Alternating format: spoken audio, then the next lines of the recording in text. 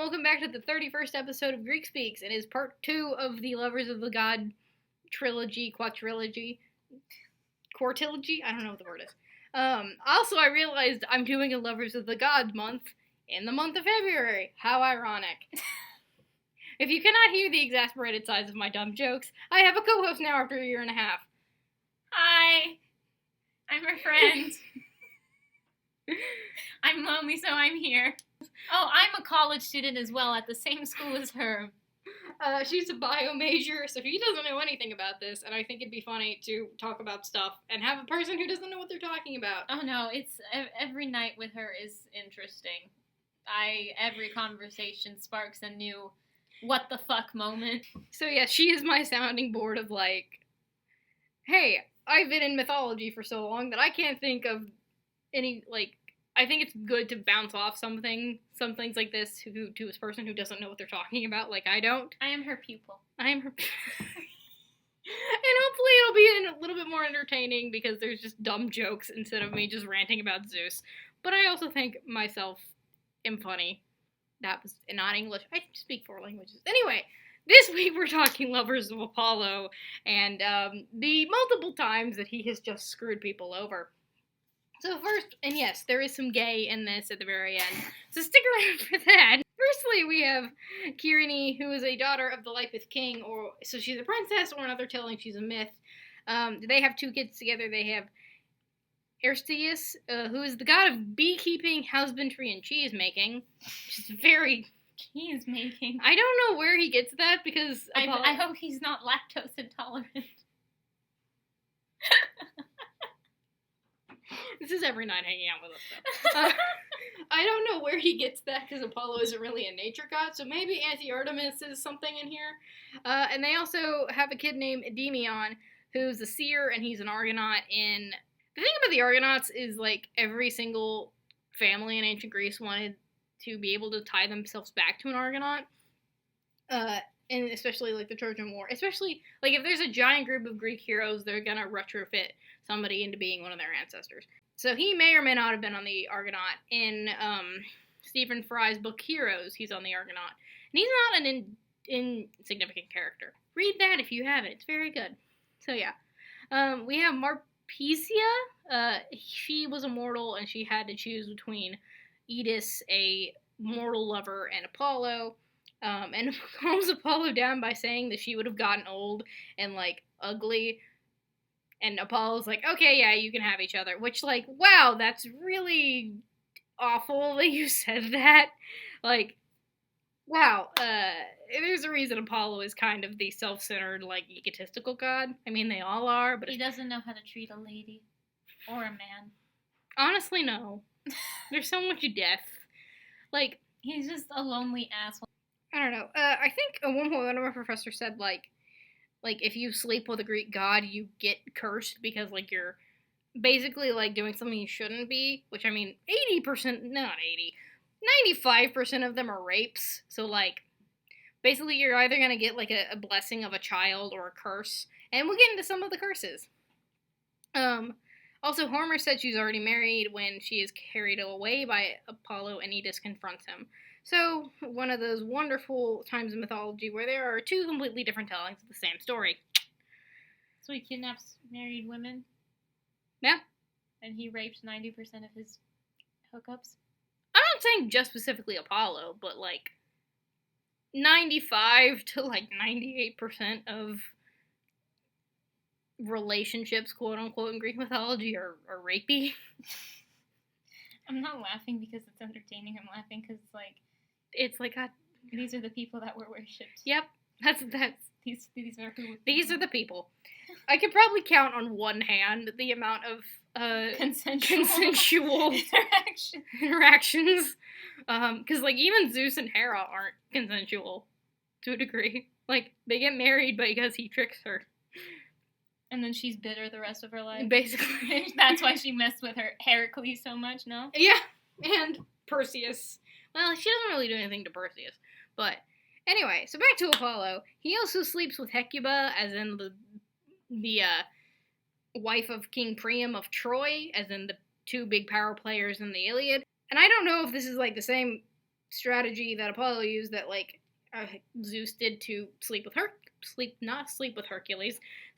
He sleeps with his son. He sleeps with his daughter at one point. It's only okay to sleep with your children if it's a straight situation, right? Because it's straight down the family tree. Okay, Ptolemy. There's so much about Greek mythology that's just like, oh my gosh. Anyway, so yes, back to Hecuba. I don't know if it's the same thing of, like, Apollo disguised himself as Priam to get into Hecuba's bedchambers, like Zeus did with Alcmene, the mother of Hercules. They have a son named Troilus, and there's a prophecy that said if Troilus reached 20, Troy wouldn't fall, and he's killed by Achilles. And it's also a play. Hecuba's a play. She's also in Trojan Women, which is a really, really good play. Also, Cassandra, who is the daughter of Hecuba. I don't want to make comments, because we all are. She's a lover of Apollo. They break up, and she can see the future, but no one believes her. This famously comes into play with the Trojan horse. Was that one of the only consensual relationships mentioned? I don't know. Honestly, maybe. There's never a hint at them being non-consensual, but also it's Apollo. Anyway, so her curse of not being believed when she tells the future also plays into Agamemnon, because Agamemnon basically gets her as, like, a bridal wife, and they go home to Mycenae, and Cassandra starts going, oh, you're gonna get murdered, I'm gonna die, everyone's gonna get murdered, and then, like, 15 minutes later, Agamemnon and Cassandra get killed by Clytemnestra, which, I mean, Agamemnon had it coming. No classicist likes Agamemnon. Agamemnon is many words that I am not allowed to say on this podcast. Literally, we had a class together last semester, and and it was a classics class, sort of, and my professor starts talking about Agamemnon, and goes, oh no, he was great, he's, and, like, sarcastically starts saying, like, oh, he's great, everybody loves him, and then he just dead stops and goes, oh no, everybody hates him, he's a term for if your parents weren't married. Illegitimate child. So, yeah, Agamemnon had it coming. I'm kind of sad Cassandra gets killed. We stand Cassandra. Yeah, she's also in Trojan Women, which is the play that I mentioned, and she's, like, the mad woman motif, and she's actually really, really good. Well, because I had no idea anything classical related when he mentioned how great Agamemnon was, I was like, oh, really? And then he was like, no, he was awful, and I was like, oh. Okay. You were sad that an old white man was not a great person? Well, no, I was just like, no, I'm like that dumb person that's, like, in the class who's like, oh my gosh, teacher, teach me. Oh, cool. Oh, you're tricking me. I felt betrayed. What about Apollo the rapey man? Actual motif. Oh, that's an epithet that they need to use for Apollo in this. Anyway, I'm crying. So if you remember my Asclepius video, if you remember my Asclepius video back from when Corona started, because I was making a joke about a plague that has now killed I can't say Corona. That's gonna get censored. It is. Corona gets censored on YouTube. Okay, then I'm just going to refer to it as the plague. So, back when the plague started a couple months, it's been a year. I made a video about Asclepius. If you want a more in-depth conversation about Asclepius, go back to that episode. Anyway, his mom's name is Coronis. Can we just all appreciate the irony? So basically she had a mortal boyfriend while she was pregnant with Asclepius, the son of Apollo. And a crow told Apollo, and Apollo killed her and performed a C-section to get Asclepius. Oh, and also the crow turns black for some reason, because crows were white beforehand. I don't know. So, yeah. These two are more godly. I mean, they're the two of the muses. So she has one muse. He has a kid with one muse, Talia, the muse of comedy, and she's the one with the comedy mask, like the frowny, the like actual mask and the frowny face and the smiley face. Yeah, that's her. But they have a kid named Corbantes, and he may be connected to the protectors of Zeus when Zeus was a baby, trying to hide from Cronus. So I have no idea how a grandson is connected to hiding his grandfather as a baby. What? It's fine. Hiding his... What? I'm Yeah. sorry, I was flirting with a boy for a second. I got lost. So basically, Apollo is the son of Zeus, right?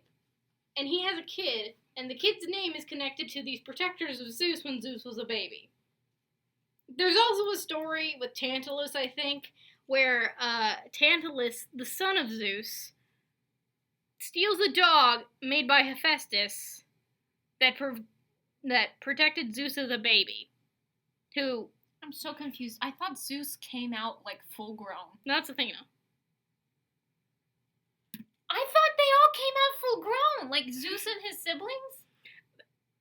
Okay. Like, I thought they were, like, eaten by Yeah. Kronos, Mm-hmm. and I assumed that they just grew up in Kronos' gastrointestinal system. Yeah, those 5 did, but Zeus didn't because Rhea saved him. So he actually grew up as a child? Yes. And not in the internalness of his father. Wow, that sounded really inappropriate.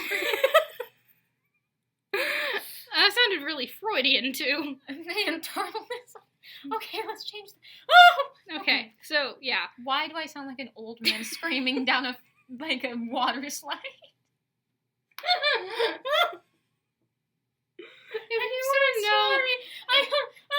If you want to know how much of an idiot I am when I'm not working on this stuff, look at an interaction between me and her. I'm making you do so much work for the editing. I'm sorry. But it's going to be a lot more entertaining, though. Well, because, like, all of the stuff that you don't cut out is just constant laughing. And it's not just me being like, well, Zeus did this, and now it's well, Zeus did this, and this guy had sex with her, and then she had sex with a goat, and then this goat gave birth to a weird human goat half-breed, and that's how we have the goatatar. The goatatar.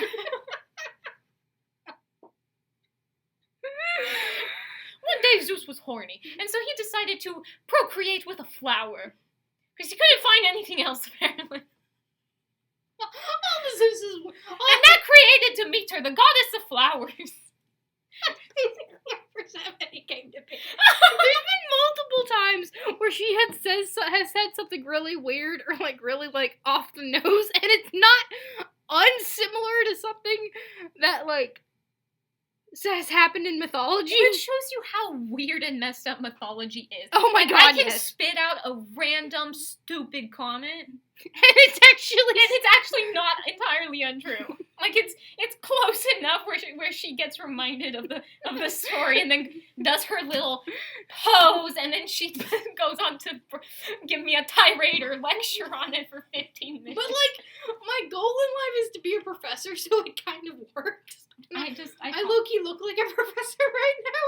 Okay, actually, to finish what we started out with this video, it's already all over the place. We have Calliope, who's the muse of epic poetry, and is probably the mother of Orpheus. She's also the mother of Linus, who gets killed by Hercules when Hercules is one of his students, and then Linus is like, hey, play this chord instead of that chord, and Hercules gets really mad, and like just smacks him over the head with a lyre and kills him. Why don't we stand Hercules? Why don't we, or why do we? I mean, he's a good... We stand him because of the Disney movie. Let's face it. I mean, he's a good, like, motif of, like, I think this is out of... of redemption? Of redemption, and then there's also this quote out of, Stephen Fry, where it's like, well, Thebes could claim Sisyphus... No, Thebes could claim English? blah, blah, blah. Thebes could claim Oedipus, and, you know, Theseus could be claimed by Athens, and all of Greece claimed Hercules. Because he was never really in one location for... Like, the entire nation loved him. Yeah, kind of thing. And I mean, he was at Mycenae, he was at Corinth, he was at Nemea, he was basically all over the map. So it's not like one place could really claim him. Imagine how different the Disney movie would have been if they showed him killing someone by smacking them over the head. Smacking them over the head with a wire. Yeah, imagine how different that movie would be. Like, what song would play with that? I don't even know. Back when the world was new, Hercules smacked a dude on the head, and he died. The end. Also, how different that would have been if they showed, because Megara, the amazing person in the Hercules movie, that's the wife he kills. Yeah, I know. Whenever I watch that, cause I actually know a little bit about the Heracles myths. A little bit, a teensy bit, because I did used to be into Greek mythology slightly as a child. Not to my... No, nowhere near your extent. But it was more like, oh my gosh, Aphrodite, look how cool I am. That kind of thing. Like, it was the 12-year-old obsession kind of interest in Greek mythology, not this one's legitimate obsession to where her whole life is going to be. I'm literally like a classic. Okay, also, Orpheus, you can see him on my video 2 weeks ago about Orpheus and Eurydice. On to the gay lovers of Apollo, which, according to Wikipedia, Apollo has the most gay lovers out of anyone in the Pantheon, which I do not doubt. One of his more famous ones is Hyacinthus, who gets literally just smacked on the head with a discus, which discuses are like 10 pounds. So yeah, he gets smacked on the side of the head with a discus, and dies. And this one's medical, so like she can probably say, yes, it hit the temporal lobe, and blah, blah, blah, blah, blah. I'm not that good. You're good. You're good. No. Like, yes. Don't flatter me. Shut up. So he gets turned into a flower, which is the hyacinthus. I can't explain that phenomenon. I'm sorry. Turning into a flower. I'm sorry. I can't. You can't. Yeah, I don't know if that's a medical term anymore. Anymore. It used to be. It used to be. It was called floweration. Flora metamorph. This is an example of ancient Greek pederasty, and the motif / slogan. I always get those words confused. Slogan I have with that is, it's okay to be a pedophile, but it's not okay to be a gay in like, because the thing is you could have a gay lover, but they had to be underage in the poise of, like, turning them into a man, training them how to be a man. But as soon as the boy started growing a beard, that's when it wasn't okay. So it's okay to be a gay pedophile, but it's okay to not just be gay. It's not okay to just be gay. It's not okay to just be gay. English is weird. English is... Which, I mean, Achilles and Patroclus kind of break this because, they are on equal standing, I think. They are equally mature. Adults, yes. And Achilles is actually younger than Patroclus, so... And lastly, we have a man named Cyparsius. I wonder if he has something to do with Cyprus because of how similar their names are. He turns into a stag, another example of pederasty. He also may be linked to Orpheus because I've seen a couple instances where after Eurydice, Orpheus just, like, forswears the company of women and only turns to gay. Well, you know what makes me... So, the name Orpheus reminds me of Orifice. So, like... Legitimately, somebody was... I think a YouTuber that I like, I think it was Curtis Connor, if I'm not wrong.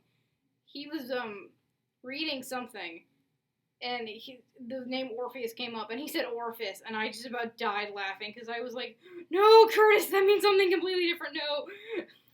So yeah, I literally texted my sister, and I was like, hey, so this is funny / weird / oh my gosh.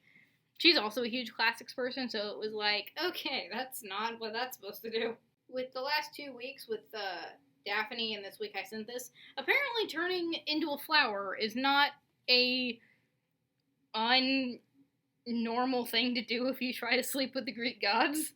So, because we have Daphne and we have Hyacinthus. There's this one meme from Phineas and Ferb, because that is peak media. That is peak everything.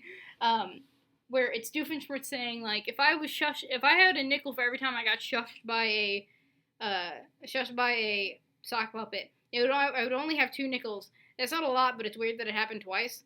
And I feel like Apollo, if he was like, if I had a nickel for every time a lover of mine turned into a plant, I would only have 2 nickels. It's not a lot, but it's weird that it happened twice. It's weird that you have any nickels at all. Exactly. Well, it's ancient Greece. Where everything was okay except being an adult gay person. Go to Tard. So, that, or, like, not being hospitable, or